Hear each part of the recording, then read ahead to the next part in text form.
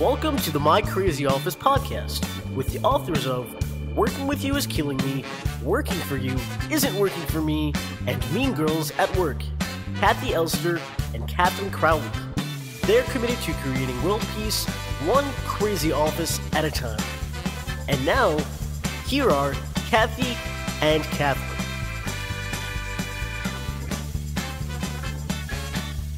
Hi everyone, I'm Kathi Elster. And I'm Katherine Crowley, and welcome to My Crazy Office. Here we are again. It's a nice, cold, brisk, Snowing. December day, right? Snowing. That's right. We have mood lighting in our podcast studio. Well, see, here we go again. What is wrong? I'm just bringing the audience We're into just our having a very experience interesting discussion about lights. I don't see the problem with the lighting in here. Catherine's It's a little dark. experience as I a called child. it mood lighting. Kathy's experience as a child. Very different experiences Very different that experience. shaped their take on lights. So, It's true. It's true. Catherine's father was always turning the lights on, and mine was always turning them off. So we have, Different opinions about light. yes. So this is cozy, I'd say. Yeah, it's dark. It's nice. It's dark. It's like natural light. dark, it's nice.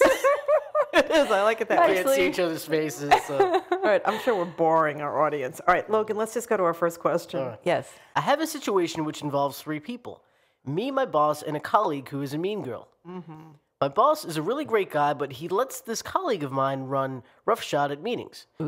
She is constantly confronting me and criticizing everything I'm working on in front of others. My boss never comes to my defense.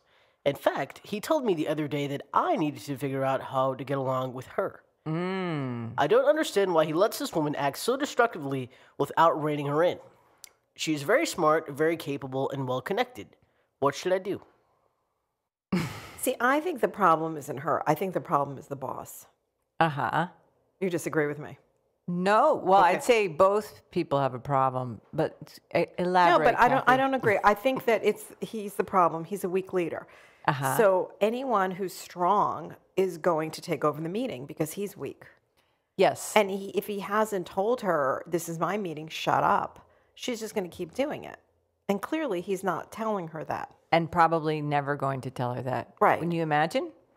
Well, if he hasn't done it yet, if he allows her and he comes to her defense to run the meeting, then that's what he's going to do. Yeah. Now, he may, in the middle of the night think, oh, gee, I really should run that meeting. He may have some thoughts at some point, but clearly he's not doing it. He's afraid of this woman or something. He doesn't He's want afraid of her. Yes, I think that is the key here, and also that when the person asking the question said she is very smart, very capable, and well connected. That's classic, right? I mean, you can have a key salesperson, technician, anyone who's a big revenue generator. Those people often the boss is afraid of, right? Because they don't want to lose them, they don't want to upset them. Right. So then they That's won't make tricky. any waves with that person. But anyone else that gets a hard time from this person has to figure out how to get along with them. Right. So if she wants to stay here, Yes. she has to figure out a way to get along with the woman, I think, the mean girl. Yes. Well, I was just reviewing our book, Mean Girls at Work. Good for you. Which I happen to have right here on the table and is also out in audiobook. And one of the things that I thought was really interesting is we distinguish between very mean and meanest of the mean. So what we say is if it's a very mean girl, you have some leeway in terms of working with her. Like you could go to her and perhaps before the meeting and let her know what it is you're planning to discuss and get her feedback because she's just super competitive with you. Right. Right. But if it's the meanest of the mean, what do you do then? You see, I think she has to prep before the meeting. I think she has to understand that this woman is going to do what she's going to do, and that she already knows this. She knows this woman is going to come to the meeting and potentially attack her. So she has to plan for that. She has to prep. Yeah. And, I mean, it could be her boss that's being the jerk. Right. And if it wasn't a mean girl, it could be a mean guy. So she has to let go of waiting for the boss to protect her. That's Correct. number one. That's not going to happen. And she probably has to, we say in the book, don't go there. There are probably things she needs to not do as well, wouldn't you say? Well, I would imagine she has a lot of revenge fantasies, and she keeps right, and she keeps thinking that somebody at this meeting is going to defend her, and that hasn't happened yet. Or someone will arrest the other woman and take her out, cart her out. I'm sure it's something like that, right? The CIA is going to come We found in. cocaine in your desk. Right. Tape her Previous mouth and she could never episode. talk again, that kind of thing. Right. Well, that's probably not going to happen. Right. So she has to really prep herself and understand she's going to get attacked and keep her cool. Yeah. And be able to answer it in a way that doesn't energize it or make it worse. Yeah. So how do you do that? Well, that's tricky, right? You It's a shrinky thing. Before you, I'm throwing it back at you. Before she goes into the meeting, before she goes in the meeting, she has to talk herself off the ledge, right? Yes. She does. I'm sorry. I'm not laughing at that. I just had this image of her on the ledge. Yes, what she has to do actually is know what's going to happen. You know, we always talk about acceptance, which acceptance is not approval, but you might as well write down what you think is likely to happen with this person because it is, right? To go in and hope that it's not is setting you up for failure in a way. Right. And then what I would say is that you might want to use humor. You might want to use, I would keep it light, L-I-T-E, as best you can. I mean, sometimes you could say something like, oh, nice observation, or, you know, you say the sweetest things. But if it's in a meeting, probably what you might have to say is just, okay, I'll look into that, or I'll take note of that. See, I think the less activated she gets, the more she might move on to another target. Right? Yeah. Interesting take. Probably. Yeah. Probably. Because why is this woman doing this? She's competitive. Right. So if you don't get your kicks, you don't get your competitive edge from somebody, don't you move on to the next one? Right. So it's like a Tai Chi of a competitive mean girl, right? Yeah, well, right now give her what she wants. Right. So the solution really is for the boss to grow some balls. But that's not going to happen. So you can buy him a ball-growing kit. Maybe over the holiday season he'll get something from Santa to help him. Yeah, probably not. Wasn't there something that whatever. Never mind. There used to be Chia Pet or something, but they don't have Chia balls. I mean, there could that be it grows some really kind quickly, of, right? Yes, something. But anyway, so he's the problem, in my opinion. He's really the problem. So, but that's not going to change. I mean, I just wonder if there's some work she should be doing with somebody else that could communicate with him and tell him this is a problem. Maybe other people at the meeting. Oh, she's making I a feel like face. Everybody's scared of this woman. Exactly. She's a bully. So yeah, she's a bully and she's a mean girl, and nobody's confronting it. And she's in this war. And what I'm afraid of is that this employee who wrote this question is going to look like the problem. Yes. That's why I want her to disengage from this. Yeah. Yeah, so you have to do a lot of work on yourself. I'm sorry, it's so unfair. I want to start out by saying this is so unfair. It's true. We feel your pain. Yeah, and we're glad we're not there. You get caught on how unfair it is. No, this is terrible.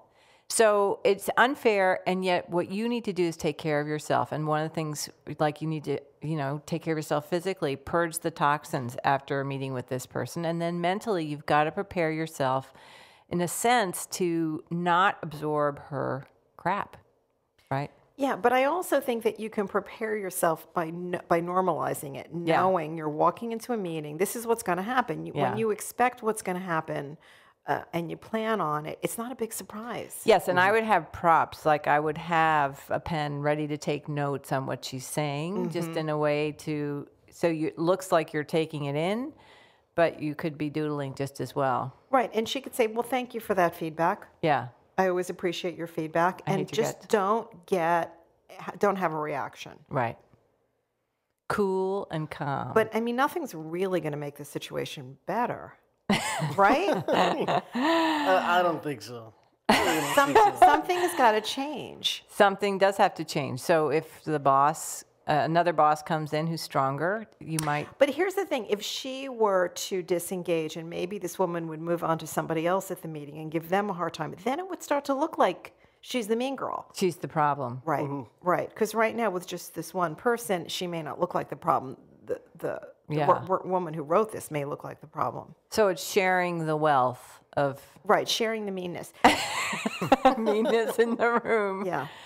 Yeah, I mean, I wish that would then make a change, but I do think it's a really tough one. Unless you have, and we talk about this actually in any situation, unless you have strong leadership, it's very hard to get the protection that you naturally want in a work situation. I mean, that may be the problem, is she has to decide whether she can really work for this boss. Yes.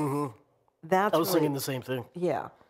You could go to the boss and say, look, I need to see you protect us from this behavior, or I'm going to have to. He's not going to do anything.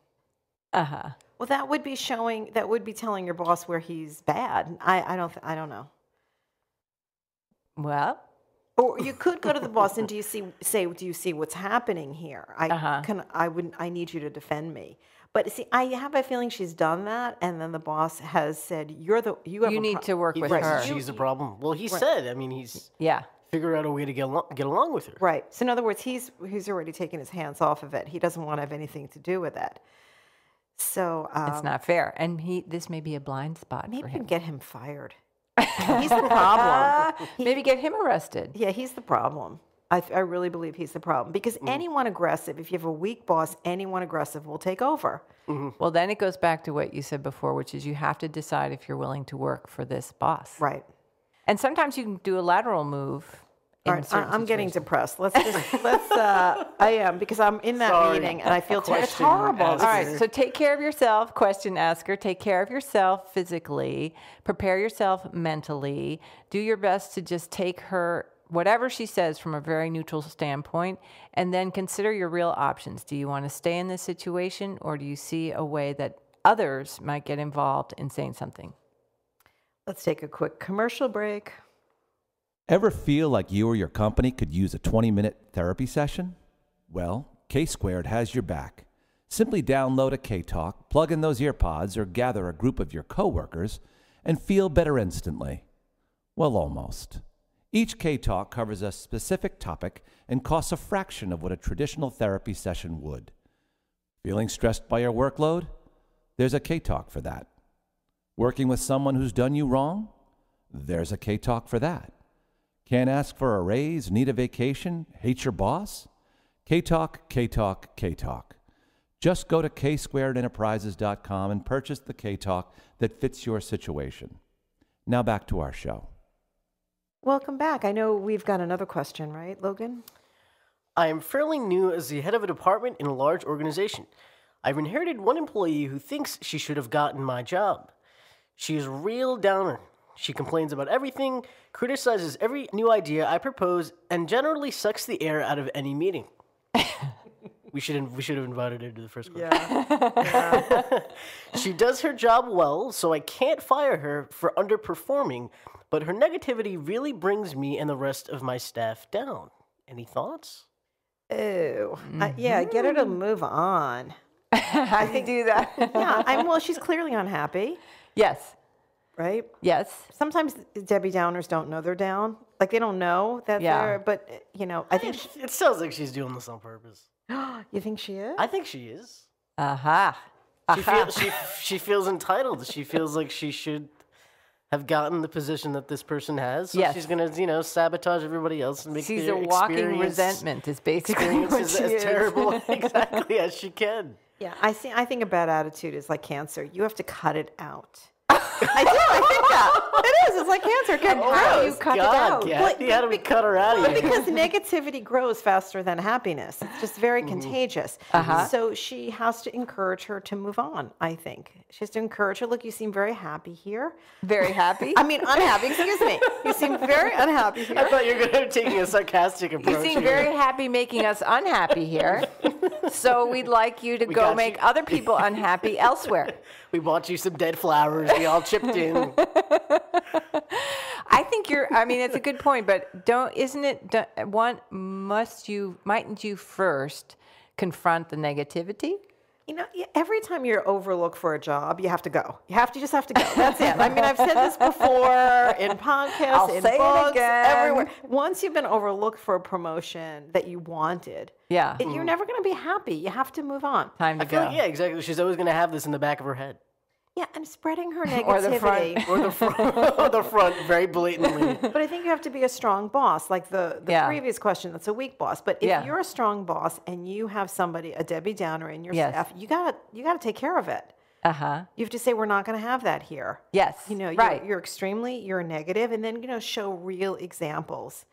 Right. And there needs to be like a correction plan. If you can't do it, you'll need to leave. That kind of thing. Yeah, or you may want to find another place where you're going to be happier. I don't want you to be unhappy and be here. Mm-hmm. So this is it. You've got to figure it out. Do you offer to be a reference for that person? No. I just think if you're eager to get rid of them, then no. No, you're not going to be a reference to this person. What are you going to say? They have She's a cancer. Cut her out. She'd be great in a mortuary. Anything having to do with, yes. Well, I mean, look, there's always the work product, and then there's the personality. So clearly her work product is probably okay. It's just her personality. So sometimes in a reference, they don't ask about the personality. Yeah. So you don't have to reveal anything. But this happens quite a bit, right? It's a new boss or a newly promoted person has to deal with someone else who thinks that they should have gotten that position. Yeah, it's a problem. Yeah. I mean, unless they didn't want it. Yeah. Then that things are good. Yeah. But if they wanted that job that you now have, especially among women. Yes. It's back to another mean girl situation. Yeah, well, it's the way women behave towards other women when they don't feel equality. Yeah. Mm-hmm. So she needs to be talked to. So help her find the exit is what you're saying. Or find her happiness. Find a way that she can, be happy there and not spread her negativity. I think that's a great way to put it. Like you could say to the person, you don't seem to be happy. So either you have to find a way to be happy here, or you really should be looking for another position. Right. Lovely. Yeah. I mean, it's tough. It's a tough conversation to have, which many people don't like to have. They want this to just go away or get better, but it has to be addressed. She may not even know that she's negative. I was just going to say, do you guys think she's conscious? Whom? Of the negative The negative Nancy. She's probably acting out. I think she's probably aware that she's aware and that she's mad, but she probably doesn't know how bad it is and what a downer it is. I'll tell you one thing that's interesting, though, because I think for this new head of the department, there's a certain amount of guilt that she may feel or he may feel, right? Right. That here I did take this position that this person thought she deserved. And so if you're a caring person and you're in that position, it's hard to confront because you may feel a little guilty, even though you didn't literally do anything, but you took what she wanted. Yeah, that makes it tougher. And it is kind of sad because, you don't know why they were overlooked. And chances are, since management did that to her, they could do it to you, too. Right. Is there a way, since they're new, that they could kind of make her feel like she's an ally or an asset to him? Like, hey, I'm new to the head of this department, and I know that you're very knowledgeable in how things work and run. Is there any way that you could help me? Yeah, I think we're beyond that in this question. I'm not so new, but could you help me? Because otherwise I'm going to have to fire you. Maybe something like that. Firm is good. Actually, we were mentioning our fathers before. My father had a really, really negative personal or secretary, administrative assistant. And he confronted her immediately and said, these are the behaviors I need to see from you. These are the behaviors I've been seeing from you. Mm-hmm. And she completely turned around. So, but I think it was because it was so forthright. Do you know what I mean? No hedging. So clarity is key here. She wanted to retain the job. Exactly. I mean, that was probably many years ago. I don't know. People are tougher today. People are, Not if they know their job's on the line. Well, that's true. That's true. But that's the issue and we don't know if this person has the capacity to actually fire the individual, the boss. Yeah, I think this has to be addressed. I think this is much easier than the first question, but these were both tough situations. So that's it for this segment because this has been too tough for me. we hope we helped you. Hope we helped somebody. Yeah, so this was my tough, crazy office. Join us next time for another My Crazy Office podcast. And please review us on iTunes, especially if you like the show. And don't forget to send your questions and stories to info@mycrazyoffice.co. My Crazy Office is produced in New York City at K Squared Studios. Stay crazy.